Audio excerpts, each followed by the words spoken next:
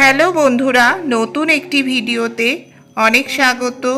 আজকের ভিডিওতে আলোচনা করতে চলেছি লক্ষ্মীর ভাণ্ডার থেকে নাম অন্নপূর্ণা ভাণ্ডারে ট্রান্সফার হলো কিনা, অর্থাৎ 1 জুন থেকে আপনি অন্নপূর্ণা ভাণ্ডারের টাকাটি পাবেন কিনা এখনই চেক করে নিতে পারেন। নতুন স্ট্যাটাস দেখাচ্ছে। চলুন শুরু করা যাক ভিডিওটি।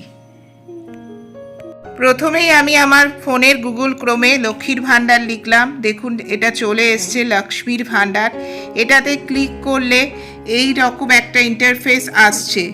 এখানে যেখানে লেখা রয়েছে track application status, applicant status, এইখানে ক্লিক করতে হবে। এখানে ক্লিক করলে এইরকম একটি স্ক্রিন দেখাবে, একটু টাইম নেবে, কিন্তু আপনারা ধৈর্য ধরে ওয়েট করবেন। এই স্ক্রিনের পর আপনাদের এই রকম একটি স্ক্রিন আসবে। এখানে সার্চ ইউজিং বলে সিলেক্ট করতে হবে। ড্রপ ডাউন মেনু আসবে। এখানে নানান রকম ড্রপ ডাউন আছে, অ্যাপ্লিকেশান আইডি, মোবাইল নাম্বার, আধার নাম্বার, ব্যাঙ্ক অ্যাকাউন্ট নাম্বার। আমি মোবাইল নাম্বার দিয়ে সার্চ করব, তাই আমি মোবাইল নাম্বারটায় ক্লিক করলাম। করলে মোবাইল নাম্বারে এবার এখানে আপনাকে এন্টার ভ্যালু করতে হবে। মোবাইল নাম্বারটি লিখতে হবে এবং ক্যাপচা টাইপ করে নিতে হবে। ক্যাপচা টাইপ করে নিয়ে সার্চে ক্লিক করতে হবে। সার্চে ক্লিক করার পর এইরকম একটি ইন্টারফেস এসে আসবে।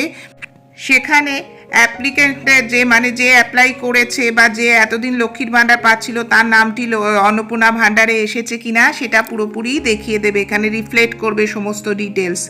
তো এইটা যদি আপনি এত দূর অবধি এসে দেখতে পাচ্ছেন আপনার নামটি, তাহলে একদম শিওর নিশ্চিত আপনি অন্নপূর্ণা ভাণ্ডার পাবেন 1 জুন থেকে। আর যদি এখানে আপনার নাম দেখতে পাচ্ছেন না, সেহেতু হয়তো একটু ওয়েট করতে হতে পারে, কেন পোর্টাল আপডেট হচ্ছে, আর অথবা আপনাকে নতুন করে অ্যাপ্লাই করতে হতে পারে।